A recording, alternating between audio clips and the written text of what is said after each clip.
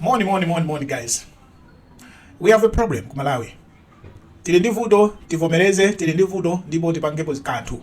We need to act quickly. Problem yomwe tili nayo ku Malawi padakali pano yayikulu and it must move pa list ipite pamwamba ikhale number 1 insecurity. Napanga kale ma video okamba. Koma seriously kudzuka mamawa daily ndikumamva news za anthu kuphedwa. Anthu kuphedwa kaya ndi mipeni kaya ndi mifuti, kaya anthu kulandidwa magalimoto kupangidwa hijack, anthu kusweredwa manyumba kaya kutani, zikuchulukira. And munthu wanzeru should notice that zikuchulukira.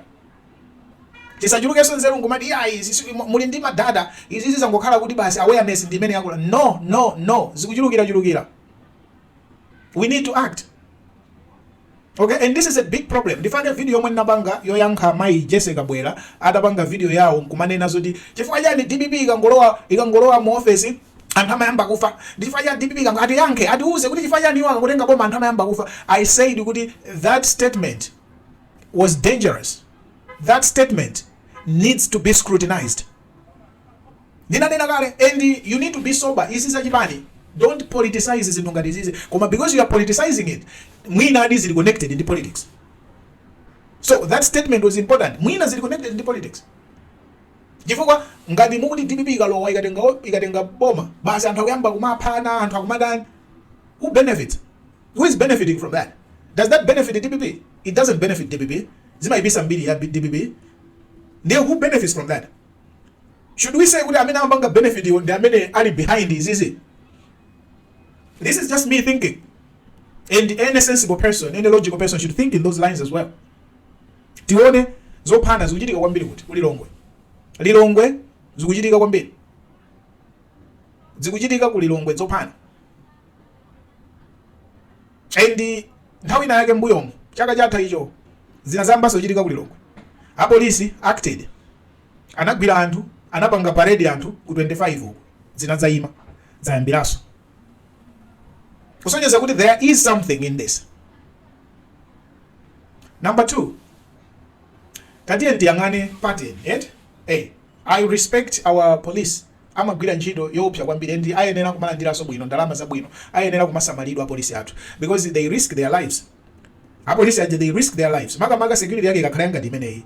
Tikayamba kumakamba zoti anthu azipanga patrol usiku kayachani and uchifwamba wake wa mifuti uwu. It means that they are risking their lives to kugwira ntchito yawo yet. Those people should be well compensated, police. Now, police, they are police.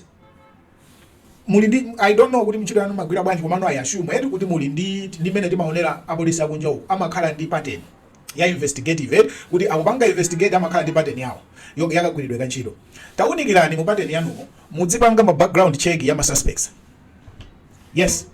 Suspect wina aliyense kawa mwangwira kale wapanga confess tampanga ni background check. And background check yake mufufuze kuti kodi ma suspect amenewa anayamba chokapo mu Malawi, anayamba khalapo ku South Africa. Tangu pangani mpange check. Suspect wina aliyense wa violent crime imene yobaya anayo phana ya violent ina iliyonse mukagwira tapangani check. Anayamba tulukapo, anayamba khalapo ku South Africa. Ndolena izifwa yani ku Malawi, achinyamada ku Malawi we are peaceful. Achinyamada ku Malawi ambirife tabadwa kukula ku Malawi sinagwirepo mfuti sinambira igwirapo. Tikaona mfuti zimakhala ndi apolisi. Right? Ambiri achinyamada ku Malawi sitikuziwaso kuomba mfuti. Ambiri achinyamada ku Malawi sitingayende ndi mpeni mpaka kubaya munthu ndi mpeni. We are peaceful young people growing up in Malawi. Where can we learn these things? There is one likely place kumene achinyamada ambiri aku Malawi amapita and kuli violence kwambiri ndi ku South Africa. So you need to check, just to check. Amena upanga zimezi ma suspects wapanga check. Ngati mungabeze kuti ma suspects ambiriwa ali ndi connection yodi anakhalapo ku South Africa, anapitapo ku South Africa, then maybe we need to start treating anthu ochoka ku South Africa obwerera aja differently. We need maybe kumabanga check. We need maybe to scrutinize. We need maybe to check them akabwera kwabanga monitor. Ndi madia zamapembala izizi kodi Africa ibaje Africa ngokhala chidziko chimodzi basi samakhaleso ma visa, samakhaleso ma passport, ma visa and ma passports aja. This is zofunikira when it comes to security and combating crime. Because when you are applying for a visa, they check your passport, they check your criminal record. If you say kuti basa yesa zingo yenda ikhala yani Munthu anati visa msamalipire. Komano, there should be that process where somebody needs to have document kuibanga stamp. Imagine munthu yemwe anapita pa South Africa kumalibe passport sauone sana. Mudziwa bwa ndi anakhala ku South Africa.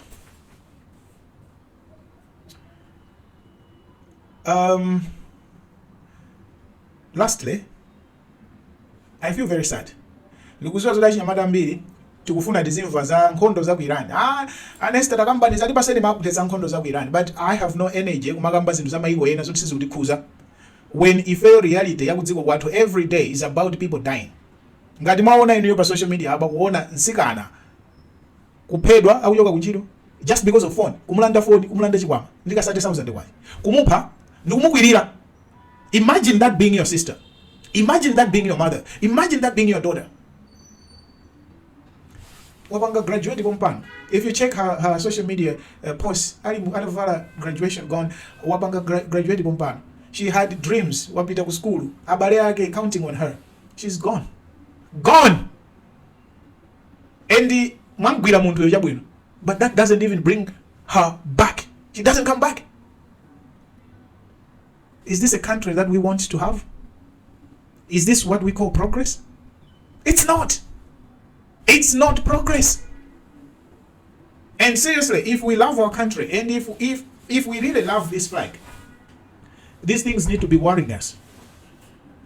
I don't care, but this is not the Malawi you want. This is not the Malawi we all want. We have children growing up in Malawi. We have people going to work every day. You don't want this to happen to you. You don't want it.